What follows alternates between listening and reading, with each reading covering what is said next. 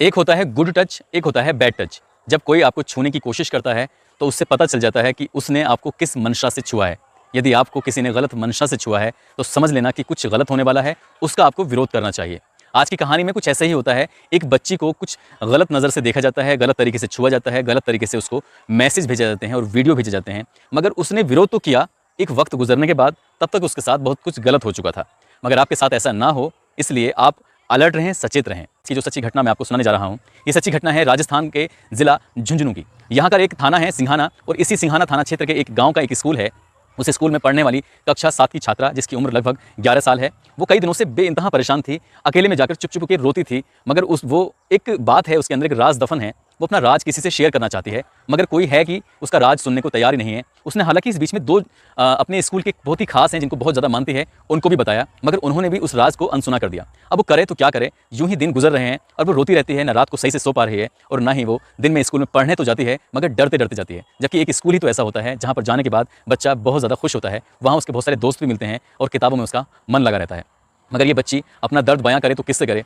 12 अक्टूबर की दोपहर लगभग 3 बजे के आसपास का वाकया रहा होगा। ये किताबों के पन्ने पलटते पलटते एक पन्ना ऐसा पलट जाता है जिस पे लिखा हुआ था चाइल्ड हेल्पलाइन नंबर। बस उस बच्ची ने उस नंबर को देखा और नंबर देखने के बाद बड़ी हिम्मत जुटाते हुए उस पर फ़ोन कर दिया। जैसे ही फ़ोन जाता है, घंटी लंबी घंटी जाती है, फ़ोन उठ जाता है। उधर से आवाज़ आती है कि हम आपकी क्या मदद कर सकते हैं। तो बच्ची अपना नाम बताती है, अपने गाँव का नाम बताती है, अपने स्कूल का नाम बताती है और कहती है कि मेरे साथ ऐसा हुआ है। ये बात सुनने के बाद उस फ़ोन उठाने वाली शख्स ने, जो भी महिला उस फ़ोन को उठा रही थी, बात कर रही थी, उन्होंने बहुत ही गंभीरता से मामला लिया और ये बात सीधे उस जिले की, झुंझुनू जिले की जो CWC की अध्यक्ष हैं अर्चना चौधरी को फ़ोन पर लिया। और पूरा वाकया जो उस बच्ची ने फ़ोन पे बताया था, वही वाकया अर्चना चौधरी जी को बता दिया जाता है। अर्चना चौधरी जैसे ही इस वाकये को सुनती हैं तो उनके पैरों तले ज़मीन खिसक जाती है। वो घबरा जाती हैं, करें तो क्या करें। मगर उनके दिमाग में सबसे पहले नाम आता है उस जिले के SP का, मनीष त्रिपाठी जी का। मनीष त्रिपाठी जी के पास पहुँचती हैं और जाकर पूरा वाकया बताती हैं कि सर, एक बच्ची के साथ ऐसा हुआ है, अब हमें क्या करना चाहिए। लेकिन मनीष त्रिपाठी जी भी इस मामले को गंभीरता से लेते हैं और सिंघाना SHO को फ़ोन करते हैं, एक टीम गठित करते हैं। साथ ही CWC की एक टीम गठित होती है, साथ ही 1-2 प्रोफेसर लोग भी शामिल होते हैं, क्योंकि मामला कुछ ऐसा ही था। किसी पर आरोप लगाने से पहले उसके बारे में बहुत सारी चीज़ों के बारे में जानना, उसकी गहराई में जाना बहुत ज़रूरी है। कई बार कई लोग राजनीति का शिकार हो जाते हैं। यहाँ भी कोई राजनीति का शिकार ना हो, इसलिए अफसरों ने इस मामले को गंभीरता से लिया। और एक 13 अक्टूबर की दोपहर के बाद जब स्कूल की छुट्टी हो जाती है तो उस बच्ची को बुलाया जाता है, उससे बातचीत की जाती है। इस बीच में ना इस स्कूल के प्रिंसिपल होते हैं मौके पर, ना ही उस स्कूल की शिक्षिकाएं होती हैं, ना ही कोई बच्चा होता है। सब चले जाते हैं और उसके बाद फिर सवाल जवाब शुरू हो जाते हैं। जैसे ही वो बच्ची सामने आती है तो वहाँ कई सारे लोगों को देखकर घबरा जाती है, परेशान होती है। मगर बच्ची को थोड़ा पुचकारा जाता है, उसे प्यार से पूछा जाता है तो वो रोने लगती है और उसकी आंसुओं की जो संख्या थी वो कम नहीं हो रही थी, वो लगातार रोते चली जा रही थी। करीब उस बच्ची को संभालने में आधे घंटे से ज़्यादा का वक्त लग जाता है। आखिरकार जब उस बच्ची को पूरा भरोसा होता है कि ये मेरी बात सुनेंगे और जो उसके सीने में एक राज दफन है, तो शायद वो मदद भी करेंगे। ऐसा ही होता है। फिर उस बच्ची ने बताना शुरू किया कि इस स्कूल के जो प्रिंसिपल साहब ने, उन्होंने 5 अक्टूबर को उसके साथ गंदा काम किया था, गलत काम किया था।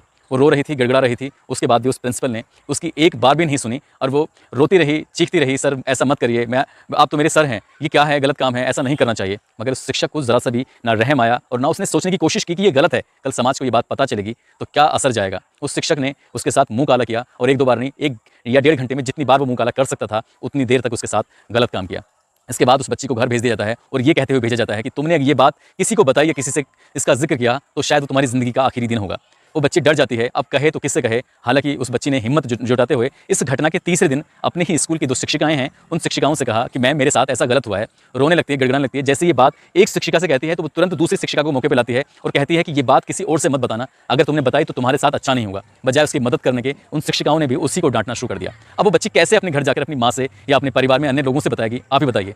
अगर ये बात किसी तरह से चाइल्ड हेल्पलाइन नंबर पर नहीं जाती तो शायद वो प्रिंसिपल उसके साथ फिर से गलत करने की कोशिश करता। रोते रोते ये बच्ची अपनी आप बीती बता रही थी। उससे आगे जो उसने बताया तो और भी उसे तकलीफ हुई। दरअसल वो शिक्षक उसके साथ कई महीनों से अश्लील मैसेज भेज रहा था, अश्लील वीडियो भेज रहा था, अश्लील फोटोग्राफ्स भेज रहा था और ये फोटोग्राफ्स भेजते हुए अगले ही दिन उस बच्ची से पूछता था कि कैसे लगे हैं। मगर वो बच्ची चुप थी, खामोश थी, किसी से कुछ कहती नहीं थी। काश कि उसने इसका विरोध किया होता, ये कहा होता ये गलत है, आप मुझे इस तरह के फोटोग्राफ्स ना भेजो। यही बात काश उसने अपनी माँ को बताई होती, यही बात काश उसने अपने पापा को बताई होती या किसी ऐसे परिचित दोस्त को बताई होती जिससे वो अपनी दिल की बातें शेयर कर सकती थी। मगर उसने ये बात अश्लील मैसेज की, अश्लील फोटोग्राफ्स की, अश्लील वीडियो के किसी को भी नहीं बताई और उसके साथ एक दिन गलत हो जाता है। वो भी इतना भयानक होता है कि शायद उसका स्कूल के प्रति, ये शिक्षक के प्रति, शिक्षिकाओं के प्रति शायद विश्वास भी हट जाए। एक और तो वो बच्ची अपनी परेशानी अपनी आप भी थी, टीम से बता रही थी, और इसी बीच एसएचओ ने मामले को गंभीरता से लेते हुए अचानक कमरे से बाहर निकलते हैं और उस शिक्षक को दबोच लेते हैं ताकि वो भागने का प्रयास न करे, कोशिश न करे। और उसके बाद उससे जब सख्ती से पूछताछ की जाती है तो प्रथम दृष्टया उसने भी स्वीकार कर लिया कि उसने उस बच्चे के साथ गलत किया था।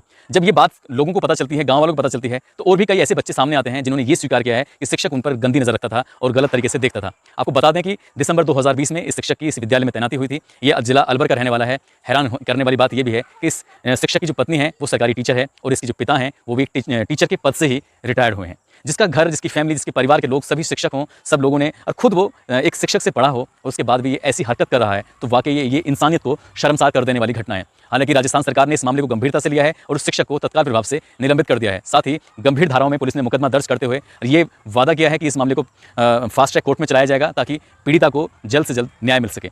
साथ ही दोस्तों, किताबों के पीछे जो इस तरह के नंबर लिखे होते हैं, किताबों के पीछे ही नहीं बल्कि आपको गलियों में, शहरों में, बहुत सारी जगहों पर, अखबारों में इस तरह के नंबर लिखे होते हैं। आपके साथ किसी बहन बेटी के साथ कुछ भी गलत होता है तो उसको दबा के न रखें। काश इस बच्ची ने भी पहले ही दिन जो मैसेज आया था अपनी आप बीती किसी को भी बताई होती तो शायद ऐसा कुछ होता नहीं। यदि आपके साथ कोई ऐसी घटना को अंजाम देने की कोशिश कर रहा है तो आप अलर्ट हो जाइए और तुरंत ही इसकी सूचना नजदीकी पुलिस स्टेशन को दें ताकि आरोपी को कड़ी से कड़ी सजा मिल सके। इस तरह की कहानी को सुनाने का उद्देश्य भी आप लोगों को जागरूक करना है, आप लोगों को सचेत करना है ताकि भविष्य में इस तरह की घटनाएं आप लोगों के साथ ना हो, आपके परिवार के साथ ना हो। आप जहां भी रहें सुरक्षित रहें, अपना ख्याल रखें। जय हिंद, जय भारत।